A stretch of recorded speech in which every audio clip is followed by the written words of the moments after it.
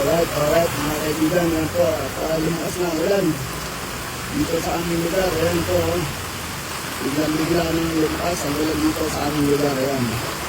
Okay po yan, para at least mabili ng mga halaman. Hindi na tayo makagigilig at talagang blessing po yan. Nakakapitid na tayo sa tubig, ayan po, lakas ng buling po yun, doon. Ayan, ito yung ating binili na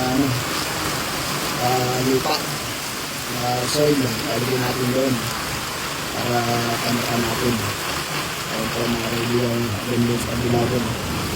Buulan na pa rin. Ayan din, biglang bukulit-kulipat, bumikiglat. Ayan po doon, dito sa aming lugar, buulan po, bigla-bigla po umulan dito sa aming ating natatayuan. At doon sa bandang kaluran ay biglang bumilin. At ang ulan ay hindi natin alam kung kailan titigil.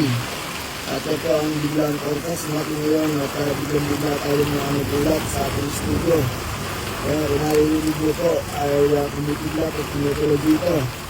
Kaya mga kaibigan, pero bigla doon po sa bandang silangan ay biglang lumiwanag po. At ulan ay lumaan lang siguro itong ulan na ito.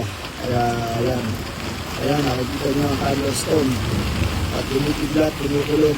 Alright, thanks for watching guys. Ayun muna ang ating podcast nyo. Tayo muna kakain at dito na ang inyong tagapag-ulat. Happy weekend po. Thank you very much. Bye bye.